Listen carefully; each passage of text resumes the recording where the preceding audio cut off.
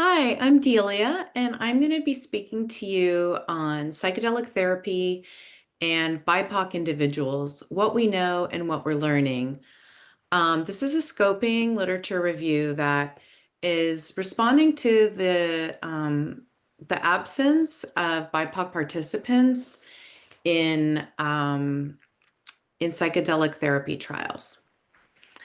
So, to frame the problem, just want to give you a little bit of historical context.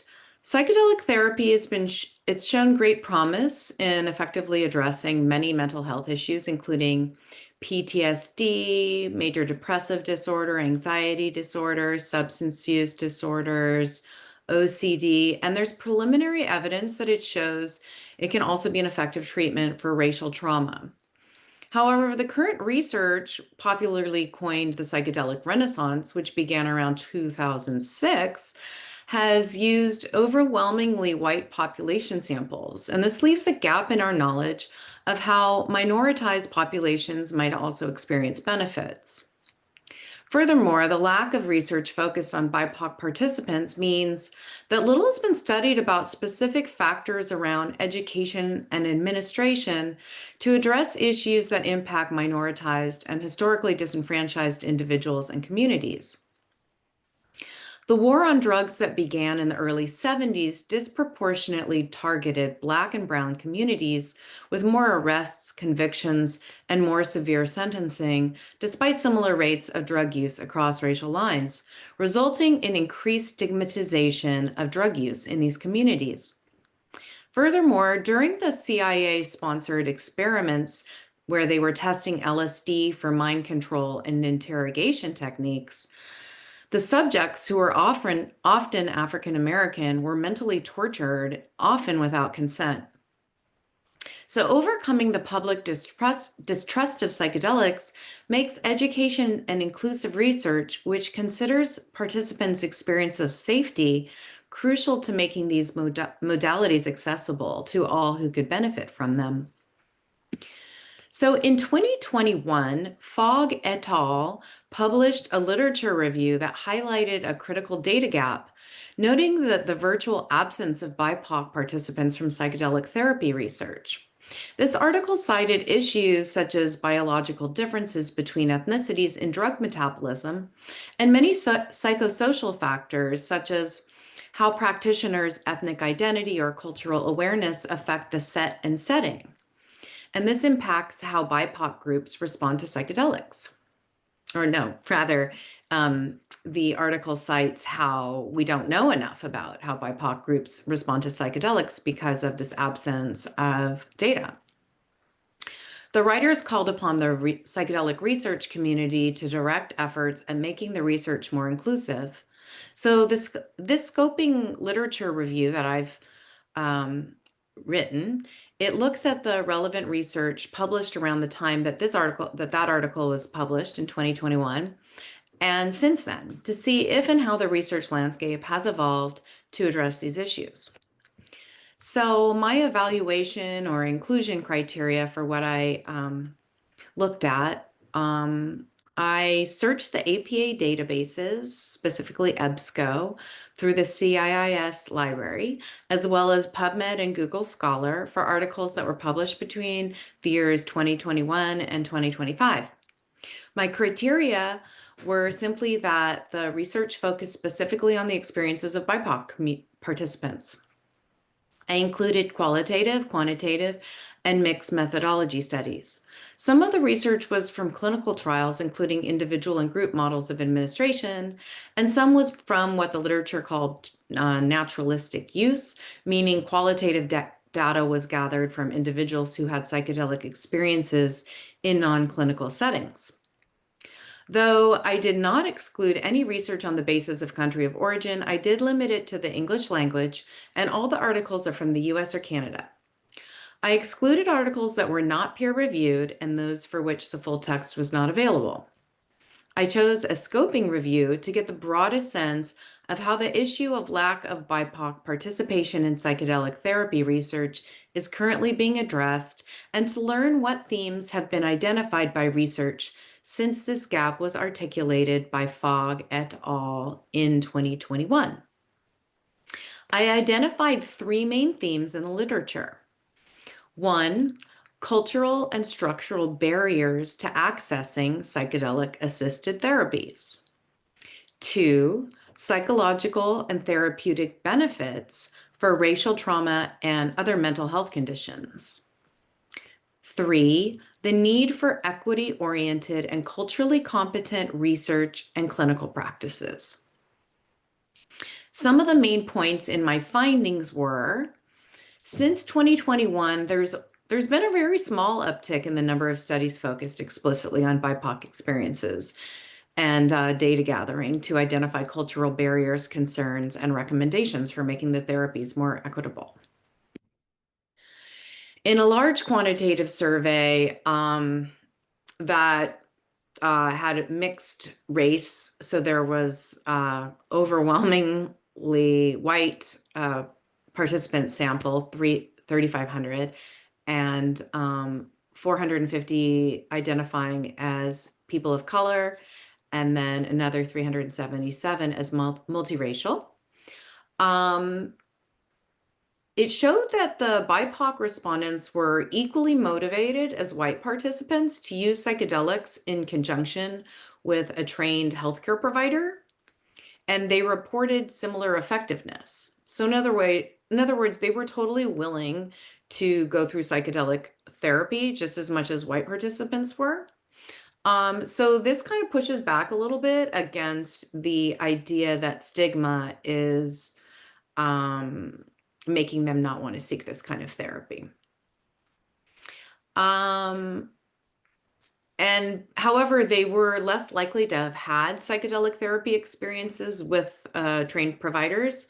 And that suggests that there may have been other barriers to accessing this care, such as the cost or lack of childcare or lack of transportation.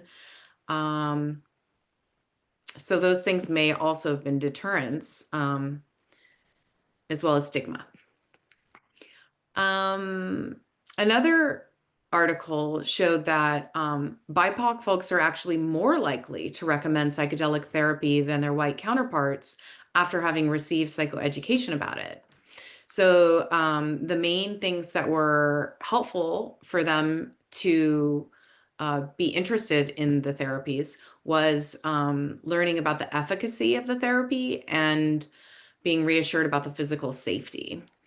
So the takeaway is that effective recruitment should emphasize efficacy and physical safety, and sensitivity to trauma histories is especially important in working with folks who face structural inequities and increased violence. And it's important for clinicians to acknowledge historical racism and be trained in cultural safety and trauma awareness.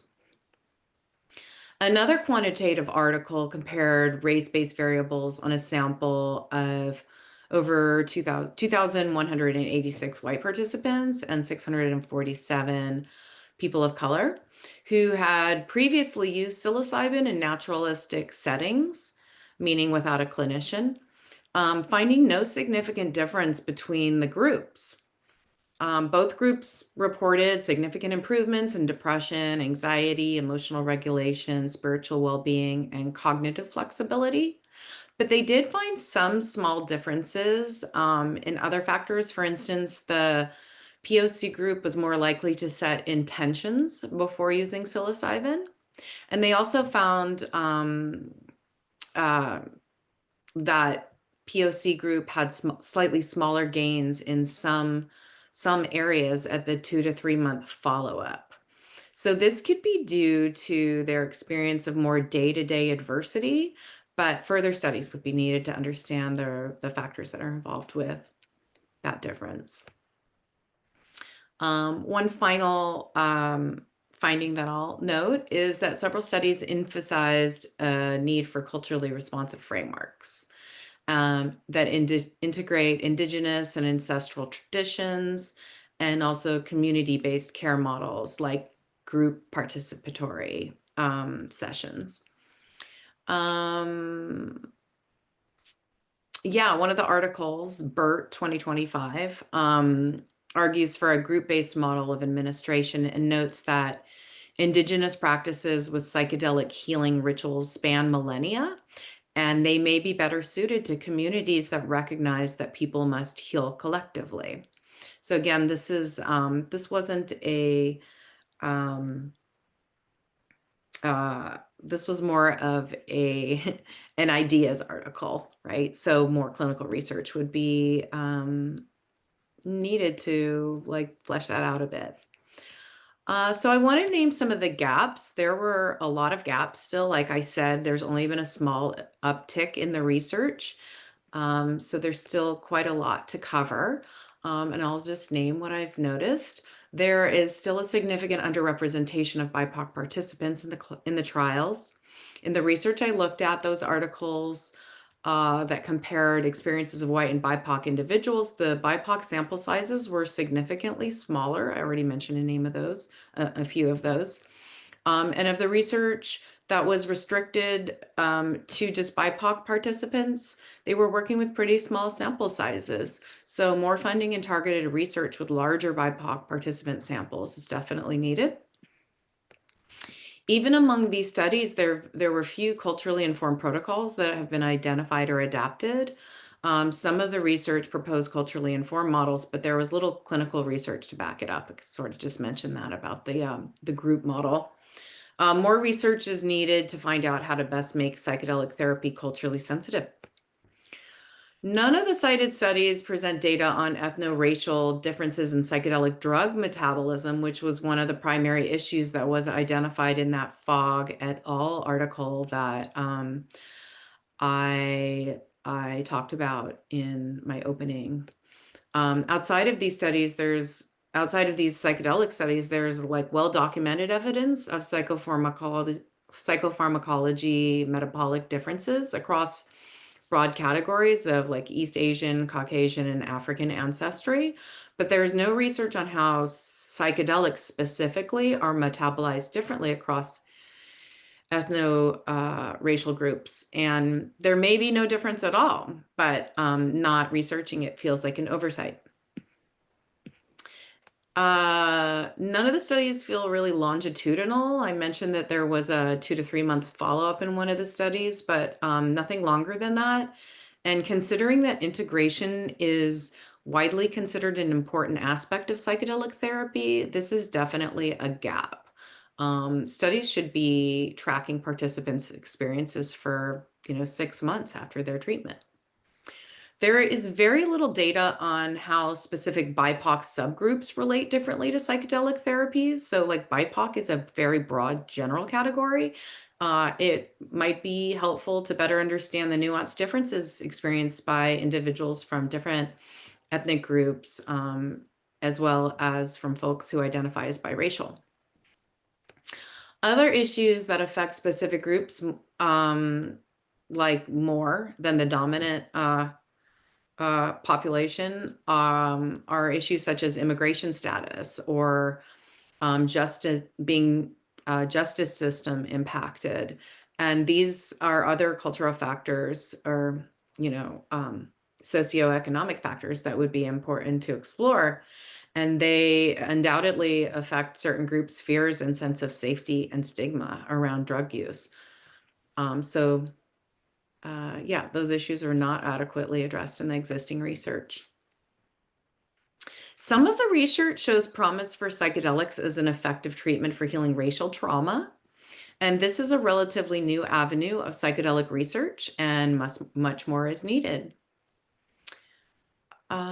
There was a lot of conceptualizing about cultural sensitivity and culturally adapted approaches, but very little empirical research that gave evidence to how cultural training of clinicians improves outcomes. It would be really useful to define what cultural competence in psychedelic care looks like and put it through the rigor of a quantitative approach. Finally, there's little attention paid in these studies to the issue of financial barriers to access. We all know that psychedelic therapy is quite expensive, and this is an issue that disproportionately impacts minoritized communities. So finally, I just want to make a few notes about my organizational process.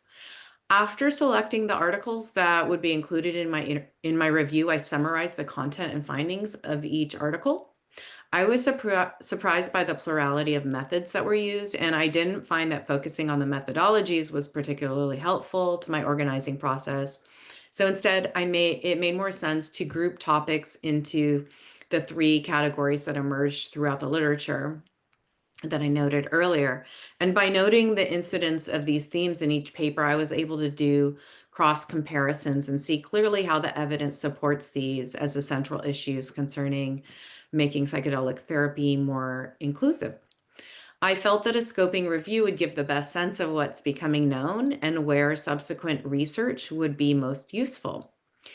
There are still many areas of the topic that have not been adequately studied, so I expected that the list of gaps would be extensive, and it was. Thank you.